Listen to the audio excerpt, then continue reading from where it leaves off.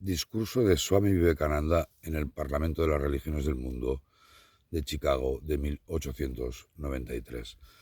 Yo os he preparado este vídeo porque creo que este discurso del gran Swami Vivekananda fue un momento crucial en la historia de la espiritualidad, sobre todo porque es a partir del cual el Vedanta se empieza a conocer en Occidente, ¿no? Swami Vivekananda era el discípulo de Sri Ramakrishna Paramahansa, y a la muerte de su maestro, de Ramakrishna, él asume la dirección de la Sangha, de la comunidad, de lo que será la misión Ramakrishna, e inicia un periplo de 2 años, creo que fue 4, por India, con dos objetivos. Quería levantar las masas indias, haciéndoles conscientes de Atman, de que era de su espiritualidad, de la potencia del Vedanta, olvidada.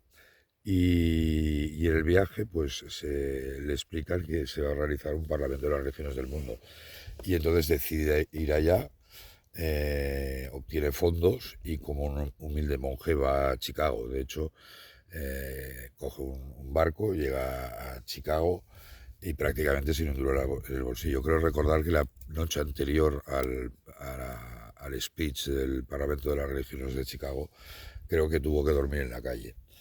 En todo caso, yo os voy a leer textualmente, porque no quiero cometer ningún error, el mensaje. Yo lo he traducido al español y lo podéis encontrar en el libro del Yoga de la Sabiduría, que hay el apartado dedicado a Ramakrishna y Vivekananda. Bueno, en el primer Parlamento de las Religiones del Mundo, en Chicago en 1893, Swami Vivekananda impartió un discurso que es aún recordado y considerado fundamental en el diálogo entre religiones. El Parlamento comenzó el 11 de septiembre de 1893 en el Instituto de Arte de Chicago, como parte de la Exposición Universal. Vivekananda dio su primera conferencia ese día, aunque en un principio nervioso se inclinó ante Sarasvati, la diosa hindú del aprendizaje, y sintió que una nueva energía había entrado en su cuerpo. Recordemos que Swami Vivekananda no llevaba absolutamente nada preparado. Todos los ponentes llevaban sus papers y los iban prácticamente leyendo, y aparte Vivekananda jamás había hablado en público, era la primera vez que hablaba. Y empezó diciendo: el alma de la India, el eco de los rishis, la voz de Sri Ramakrishna. Y entonces comenzó su discurso con el famoso saludo: hermanas y hermanos de América. Durante más de 2 minutos los 7.000 participantes le aplaudieron, y a continuación continuó su discurso. La más antigua orden de monjes en el mundo, la orden védica de Sannyasins, una religión que ha enseñado al mundo tanto la tolerancia y la aceptación universal. Creemos no solo en la tolerancia universal, sino que aceptamos todas las religiones como verdaderas. Estoy orgulloso de pertenecer a una nación que ha protegido a los perseguidos y refugiados de todas las religiones y naciones de la tierra. Me siento orgulloso de decirles que hemos reunido en nuestro pecho el remanente más puro de los israelitas que vinieron al sur de la India y se refugiaron con nosotros en el mismo año en que su santo templo fue destrozado por la tiranía romana. Estoy orgulloso de pertenecer a la religión que ha refugiado y sigue fomentando el remanente de la gran nación zoroastra. Os citaré, hermanos, unas líneas de un himno que recuerdo haber repetido desde mi primera infancia, y cada día repite millones de seres humanos. Como los diferentes arroyos que tienen sus fuentes en diferentes lugares, mezclan toda su agua en el mar.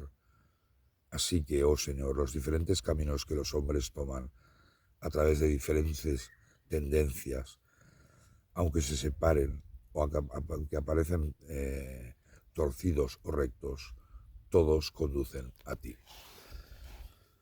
La presente convención es en sí misma una vindicación, una declaración al mundo de la maravillosa doctrina predicada en el Bhagavad Gita. Quien venga a mí por cualquier camino, lo acepto. Todos los hombres están luchando por caminos que al final conducen a mí. Este es un verso del Bhagavad Gita. Y continuaba: el sectarismo, la intolerancia y su horrible heredero, el fanatismo, han poseído durante mucho tiempo esta hermosa tierra. Han llenado la tierra de violencia, la han empapado a menudo con sangre humana, destruido la civilización y enviado a naciones enteras a la desesperación. Si no hubiera sido por estos horribles demonios, la sociedad humana estaría mucho más avanzada de lo que está ahora. Interesantísima reflexión.